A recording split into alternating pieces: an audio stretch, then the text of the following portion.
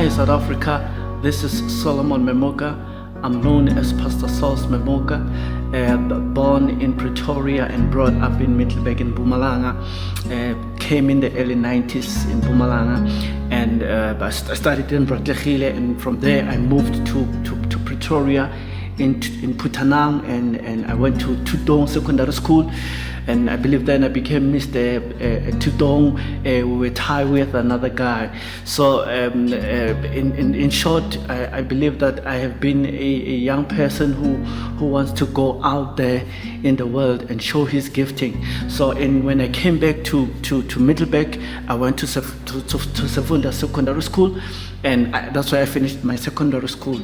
And in 2005, in 2006, that's when I had an encounter. Actually, 2005, I had an encounter with God. And 2006, that's when I started to discover who I am. In fact, I was listening to Dr. Miles Monroe, and he was talking about teaching on the rediscovering your purpose. And he said, he defined what purpose is, and he said purpose, it simply means original intent of a thing.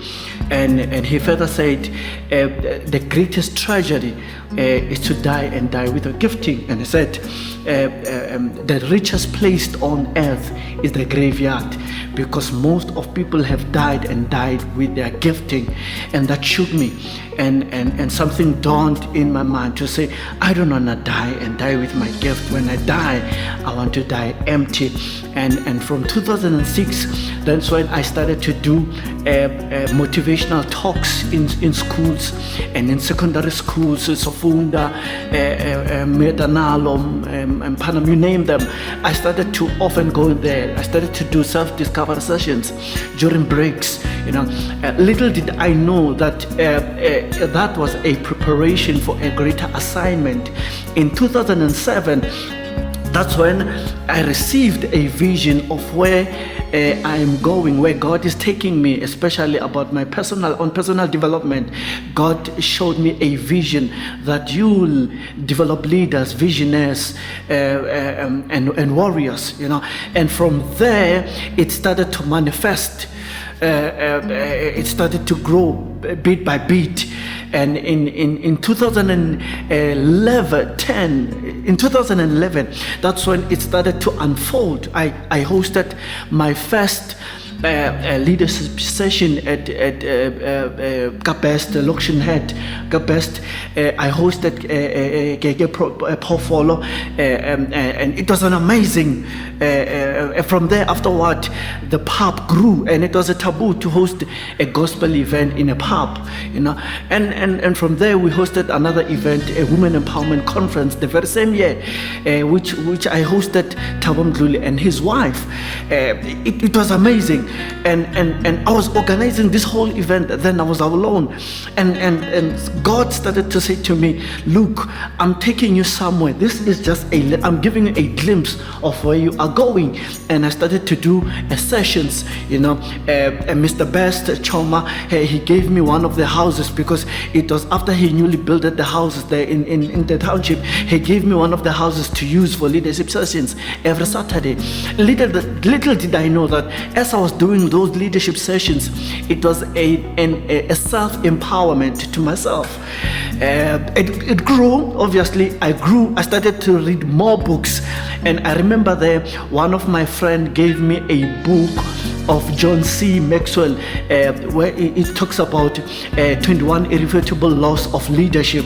That book had so much impact in my life. It changed my horizon of thinking, and I started to be more eager to learn about leadership. I started to research more on leadership.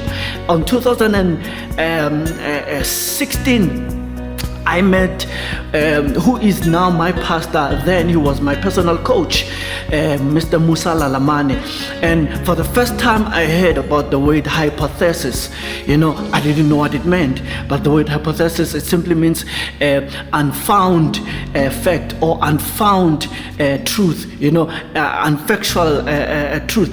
And he said to me, Saul, whenever you want to do an event, you can't do an event without a proper research. You can't do something without making a thorough study, without doing a SWOT analysis. And from there, my mind started to open up. I started to say to myself, as from today, all my events will be research based. If I have to put something together, one, I have to make a research. Do people need what the services I'm giving them? Is it a relevant a service am I giving them? Is it good for this township or whatsoever? And from there, my life started to change. Fast forward, in 2017, I met Tsepo Rampata, who is now a good friend of mine.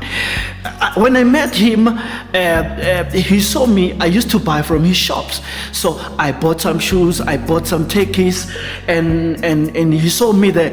And one other time he said, "Man of God, can we have a coffee?" And one time we had a coffee. When we had a coffee, we started just discussing informally. We're getting to know each other, and from that coffee meeting, the first event was birthed, and we started talking about doing an event on. I mean, he was newly coming into the shop. The shop actually was already there, but they were doing a formal launching of a coffee shop. It was, I think, it was 2019. So 2018 and 2019 we're doing an opening of a coffee shop. He was doing an opening of a coffee shop, and then we started brainstorming around it. I said, no, you know what, let's do a launch, and from there we start with business breakfast.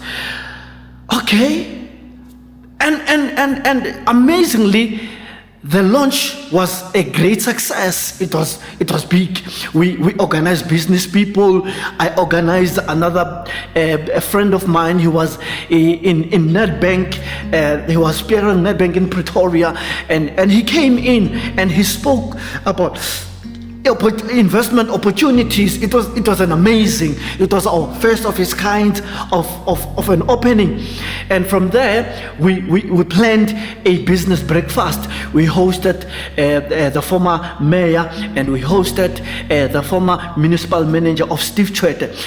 Wow, I was shocked to what we have put together.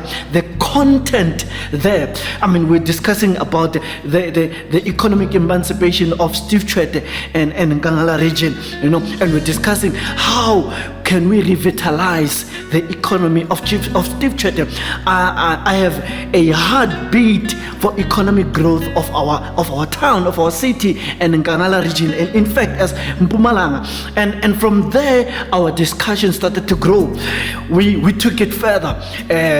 Towards the end of the year, the same year, 2020, we hosted the delegates from Indonesia. I mean, delegates from the ambassadorship of Indonesia to discuss in terms of business skills exchange programs. The session was good. And that's when the vision started to grow. That's when we started to brainstorm to say, you know what, this is the baby we need to take care of, invest in, and take it further.